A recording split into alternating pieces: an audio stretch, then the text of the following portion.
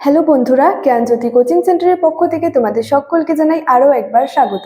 আজকে আমি তোমাদের সঙ্গে যে বিষয়টি নিয়ে আলোচনা করব সেটি হচ্ছে প্রাচীন ভারতের ইতিহাস রচনার ক্ষেত্রে সাহিত্যিক উপাদানগুলির গুরুত্ব কী ছিল সেই সম্পর্কে। দেখো, অতীতে যে সমস্ত ঘটনাগুলি রয়েছে, যে সমস্ত গুরুত্বপূর্ণ ঘটনাগুলি, সেগুলি জানার জন্য ঐতিহাসিকরা যে সমস্ত তথ্যের ওপর আর কি নির্ভরশীল, এই যে নির্ভরশীল বা নির্ভরযোগ্য তথ্যগুলিকেই কিন্তু ইতিহাসের উপাদান বলা হয়। এবং এই যে ইতিহাসের এই যে উপাদানগুলি রয়েছে, এই উপাদানগুলিকে হচ্ছে দুটি ভাগে ভাগ করে কিন্তু আলোচনা করা যায়। একটি হচ্ছে সাহিত্যিক উপাদান এবং একটি হচ্ছে প্রত্নতাত্ত্বিক উপাদান। এবং এই সাহিত্যিক উপাদানকেও কিন্তু আলোচনার সুবিধার্থে দুটি ভাগে ভাগ করা হয়েছে আর কি। একটি হলো দেশীয় সাহিত্য এবং একটি হলো বিদেশি সাহিত্য। আজকে আমি তোমাদের সঙ্গে দেশীয় সাহিত্য নিয়ে কিন্তু আলোচনা করব। নেক্সট ক্লাসে কিন্তু এই বিদেশি সাহিত্য সম্পর্কে আলোচনা করব। তো আলোচনাটি শুরু করার আগে তোমাদেরকে একটু বলে দিতে চাই যে তোমরা যারা আমাদের সঙ্গে এই সেমিস্টারে যুক্ত হতে চাইছো, তারা উপরে দুটি নম্বর দেখতে পাচ্ছ, 6295916282 এবং 7076398606। এই দুটি নাম্বার হলো আমাদের জ্ঞানজ্যোতি কোচিং সেন্টারের অফিসিয়াল হেল্পলাইন নাম্বার। তো তোমরা যারা ভাবছো আমাদের সঙ্গে যুক্ত হবে, তারা এই দুটি নাম্বারের মধ্যে যে কোনো একটি নাম্বারে যোগাযোগ করে আমাদের সঙ্গে যুক্ত হয়ে যেতে পারো। তাহলে দেরি না করে আজকের আলোচনার বিষয় শুরু করছি।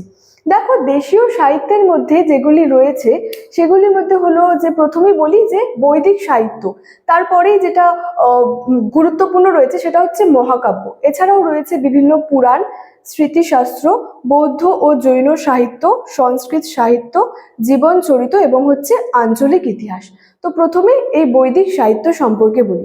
তো এই বৈদিক সাহিত্য বা বেদ, তো এই বেদকে বেদ বা বৈদিক সাহিত্য কিন্তু এই প্রাচীন ভারতের ইতিহাসের উপাদান হিসেবে কিন্তু খুবই গুরুত্বপূর্ণ। বেদকে কিন্তু চারটি ভাগে ভাগ করা হয়েছে। একটি হচ্ছে ঋগ্বেদ, সামবেদ, যজুর্বেদ এবং হচ্ছে অথর্ববেদ। এবং এই প্রতিটি বেদ কিন্তু আবার চারটি ভাগে কিন্তু বিভক্ত রয়েছে। এবং সব থেকে হচ্ছে যে প্রাচীনতম ধর্মগ্রন্থের কথা যদি বলি, সেটি ছিল হচ্ছে ঋগ্বেদ। তো এই ঋগ্বেদ এর সময়কাল কি বা এর রচনাকাল বা কত খ্রিস্টাব্দে বা কত সালে এটি রচিত হয়েছিল। দেখো, খ্রিস্টপূর্ব 1500 থেকে হচ্ছে 900 অব্দের মধ্যে কিন্তু এই ঋগ্বেদের হচ্ছে রচনাকাল বা এটি হচ্ছে রচিত হয়। তো এই ঋগ্বেদ থেকে আমরা কি জানতে পারি বা কি জানা যায় এখান থেকে? মূলত এই ঋগ্বেদ থেকে হচ্ছে যে আর্যদের যে সপ্তসিন্ধু অঞ্চলে আর্যদের যে বসতি বিস্তার, তারা কিভাবে তাদের বসতির বিস্তার ঘটিয়েছিল, এছাড়াও এখানে আর্যদের যে সামাজিক অবস্থা বা অর্থনৈতিক জীবন, সেখানের ধর্মীয় জীবন, রাজনৈতিক জীবন সম্পর্কে কিন্তু আমরা ঋগ্বেদ থেকে জানতে পারি। এবং অন্যান্য যে বেদগুলি রয়েছে, অর্থাৎ যে সামবেদ, যজুর্বেদ, অথর্ববেদ, এই বেদগুলি থেকে কিন্তু আমরা পরবর্তী বৈদিক যুগ সম্পর্কে কিন্তু জানতে পারি। অর্থাৎ পরবর্তী বৈদিক যুগের যে আর্য অনার্য যে সংস্কৃতিটি, এছাড়াও পরবর্তী বৈদিক যুগের যে অর্থনৈতিক জীবন, সমাজ জীবন সম্পর্কে কিন্তু বিস্তারিতভাবে জানতে পারি। এছাড়াও যদি পরবর্তী বৈদিক যুগের সময়সীমার কথা বলি, সেটি হচ্ছে খ্রিস্টপূর্ব 900 থেকে 600 অব্দের মধ্যবর্তী সময়কালে কিন্তু এই পরবর্তী বৈদিক যুগের সময়সীমা। নেক্সট দেখো, রয়েছে হচ্ছে যে মহাকাব্য। অর্থাৎ এই বৈদিক সাহিত্যের পরে কিন্তু প্রাচীন ভারতের ইতিহাস রচনার ক্ষেত্রে এই মহাকাব্যর গুরুত্ব কিন্তু অপরিসীম। দুটি মহাকাব্যের কথা কিন্তু বলা হয়েছে, একটি হচ্ছে রামায়ণ এবং মহাভারত। তো এই রামায়ণ মহাভারত থেকে, অর্থাৎ এই যে মহাকাব্য থেকে আমরা কি জানতে পারি বা কোন যুগের ইতিহাস জানতে পারি? মূলত পরবর্তী বৈদিক যুগের কিন্তু ইতিহাস জানা যায় এই মহাকাব্য থেকে। পরবর্তী বৈদিক যুগের যে আর্য অনার্য যে সংঘর্ষ, এছাড়াও যে রাজবংশগুলি রয়েছে সেই রাজবংশগুলির কীর্তিকলাপ, এছাড়াও পরবর্তী বৈদিক যুগের যে সামাজিক প্রথাটা কেমন ছিল, এছাড়াও বর্ণ ব্যবস্থা কেমন ছিল, সমাজে হচ্ছে নারীর অবস্থান কীরকম ছিল, এই সকল তথ্য সম্পর্কে কিন্তু বিস্তারিতভাবে জানতে পারি এই মহাকাব্য থেকে। নেক্সট রয়েছে দেখো পুরাণ। তো এই যে সাহিত্যিক উপাদান হিসেবে বিশেষ করে দেশীয় সাহিত্যের মধ্যে কিন্তু এই পুরাণগুলির গুরুত্ব অপরিসীম। আমরা জানি যে পুরাণের সংখ্যা 18টি, কিন্তু এখানে বিশেষ করে যেগুলি পুরাণ উল্লেখযোগ্য সেগুলি হলো বিষ্ণু পুরাণ, বায়ু পুরাণ, মৎস্য পুরাণ এবং হচ্ছে ভবিষ্য পুরাণ। এই পুরাণগুলি কিন্তু সাহিত্যিক উপাদানের মধ্যে বা বলা যায় যে দেশীয় সাহিত্যের মধ্যে কিন্তু বিশেষভাবে উল্লেখযোগ্য। তো এই পুরাণগুলি থেকে আমরা কি জানতে পারি? মূলত বলা যায় যে বিভিন্ন যে ঐতিহাসিক রাজবংশগুলি রয়েছে সেই রাজবংশগুলির বংশ তালিকা, এছাড়াও প্রাচীন ভারতের যে অবস্থান, নদ নদী সম্পর্কে, এবং প্রাচীন শহর, এছাড়াও বলা যায় যে বিভিন্ন যে তীর্থস্থানগুলি রয়েছে সেগুলির সম্পর্কে কিন্তু বিস্তৃত বিবরণ আমরা এই পুরাণগুলি থেকে কিন্তু পেয়ে থাকি। নেক্সট রয়েছে দেখো স্মৃতিশাস্ত্র, অর্থাৎ এই যে প্রাচীন ভারত প্রাচীন ভারতের যে ইতিহাস সেটা রচনার ক্ষেত্রে কিন্তু স্মৃতিশাস্ত্রগুলির ভূমিকা খুবই গুরুত্বপূর্ণ। বিশেষ করে বলা যায় যে হিন্দু যে স্মৃতিশাস্ত্রগুলি রয়েছে সেগুলি কিন্তু খুবই গুরুত্বপূর্ণ। যেমন বলা যায় যে মনুস্মৃতি রয়েছে, নারদ স্মৃতি রয়েছে, এছাড়াও যাজ্ঞবল্ক্য স্মৃতি রয়েছে। এগুলি স্মৃতিশাস্ত্রের মধ্যে কিন্তু খুবই উল্লেখযোগ্য এবং এগুলি থেকে কিন্তু আমরা যে প্রাচীন ভারতের ইতিহাসের নানা তথ্য কিন্তু পেয়ে থাকি।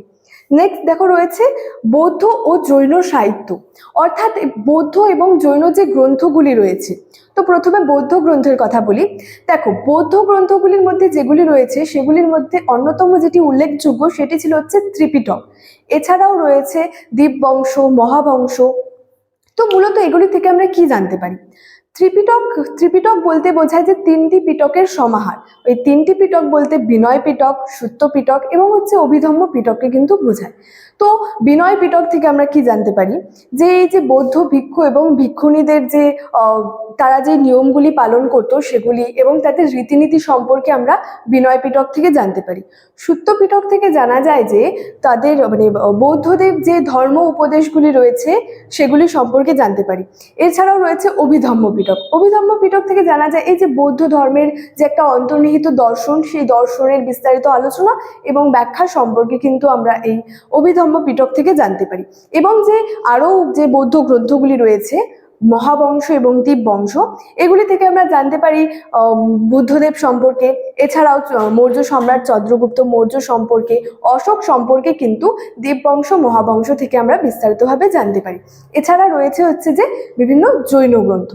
দেখো জৈন গ্রন্থর মধ্যে যেগুলি অন্যতম উল্লেখযোগ্য সেগুলি ছিল হচ্ছে কল্পসূত্র এবং হচ্ছে পরিশিষ্ট পার্বণ। এছাড়াও রয়েছে হচ্ছে প্রবন্ধ কোষ, ভগবতী সূত্র, এগুলিও উল্লেখযোগ্য। বিশেষভাবে উল্লেখযোগ্য হচ্ছে পরিশিষ্ট পার্বণ এবং যে কল্পসূত্র রয়েছে। তো এই পরিশিষ্ট পার্বণ থেকে বলা যায় যে আমরা চন্দ্রগুপ্ত মৌর্য সম্পর্কে কিন্তু জানতে পারি। চন্দ্রগুপ্ত মৌর্যের বংশ পরিচয় সম্পর্কে জানতে পারি আমরা এই পরিশিষ্ট পার্বণ থেকে। জানতে পারি যে ঐতিহাসিক আর কি বলেছেন যে চন্দ্রগুপ্ত মৌর্য ছিলেন ক্ষত্রিয় বংশজাত। তো এই জৈন গ্রন্থগুলি থেকেও আমরা চন্দ্রগুপ্ত মৌর্য সম্পর্কেও কিন্তু বিভিন্নভাবে তার সম্পর্কে জানতে কিন্তু সাহায্য করে জৈন গ্রন্থগুলি। নেক্সট রয়েছে দেখো সংস্কৃত সাহিত্য, অর্থাৎ সংস্কৃত সাহিত্যের মধ্যে কি কি উল্লেখযোগ্য রয়েছে। দেখো প্রাচীন ভারতের ইতিহাস রচনার ক্ষেত্রে যেমন বৈদিক সাহিত্য, মহাকাব্য, পুরাণ, স্মৃতিশাস্ত্র, বৌদ্ধ জৈন গ্রন্থগুলি বা যে সাহিত্যগুলি যেমনভাবে উল্লেখযোগ্য রয়েছে, তেমনই কিন্তু এই সংস্কৃত সাহিত্যও কিন্তু বিশেষভাবে উল্লেখযোগ্য রয়েছে। যেমন তার মধ্যে একটি অতি গুরুত্বপূর্ণ হলো কৌটিল্যের লেখা অর্থশাস্ত্র। এছাড়াও রয়েছে হচ্ছে পাণিনির ব্যাকরণ অষ্টাধ্যায়ী। এছাড়া তারপরে যে কালিদাসের রঘুবংশম রয়েছে, বিশাখ দত্তের দেবী চন্দ্রগুপ্তম রয়েছে প্রভৃতি কিন্তু যে সংস্কৃত সাহিত্যও কিন্তু রয়েছে। নেক্সট দেখো রয়েছে হচ্ছে জীবনচরিত, অর্থাৎ কি কি জীবনচরিত ইতিহাসের প্রাচীন ভারতের ইতিহাস সাহিত্যিক উপাদানের মধ্যে বিশেষভাবে উল্লেখযোগ্য। তো এক্ষেত্রে বলা যায় যে বিলহনের বিক্রমাঙ্কদেব চরিত, এছাড়াও রয়েছে সন্ধ্যাকর নন্দীর রামচরিত। তো এগুলো কিন্তু বিশেষভাবে জীবনচরিতের মধ্যে কিন্তু বিশেষভাবে উল্লেখযোগ্য। নেক্সট দেখো রয়েছে যে আঞ্চলিক ইতিহাস, অর্থাৎ এই আঞ্চলিক ইতিহাস থেকে আমরা কি জানতে পারি? মূলত বলা যায় যে গুজরাট, কাশ্মীর এবং হচ্ছে যে নেপালের কিন্তু যে একটা ইতিহাস সেটা কিন্তু বিভিন্ন তথ্য কিন্তু আমরা পেয়ে থাকি। এছাড়াও এদের উল্লেখযোগ্য যদি বলি এই আঞ্চলিক ইতিহাসের মধ্যে, সেটি হচ্ছে কলহরের রাজতরঙ্গিনী। এই কলহরের রাজতরঙ্গিনী থেকে কিন্তু আমরা যে সপ্তম এবং যে দ্বাদশ শতাব্দীর যে একটা কাশ্মীরের যে একটা ইতিহাস সেটা সম্পর্কে কিন্তু বিস্তারিতভাবে জানতে পারি। অর্থাৎ যেগুলি সাহিত্যিক উপাদানের মধ্যে যেগুলি বিশেষভাবে উল্লেখযোগ্য সেগুলি নিয়েই কিন্তু আজকের এই ক্লাসটি, দেশীয় সাহিত্যের মধ্যে যেগুলি ছিল এই ক্লাসটিতে কিন্তু আমি বিস্তারিতভাবে আলোচনা করলাম। তো এই ছিল আজকে আমার আলোচনার বিষয়। ভিডিওটি ভালো লাগলে অবশ্যই লাইক, কমেন্ট এবং বন্ধুদের সঙ্গে শেয়ার করতে কিন্তু একদমই ভুলবে না। দেখা হচ্ছে তোমাদের সঙ্গে পরবর্তী ক্লাসে একটি নতুন টপিক নিয়ে। ততক্ষণের জন্য তোমরা প্রত্যেকেই ভালো থেকো, সুস্থ থেকো। Thank you so much. Thanks for watching.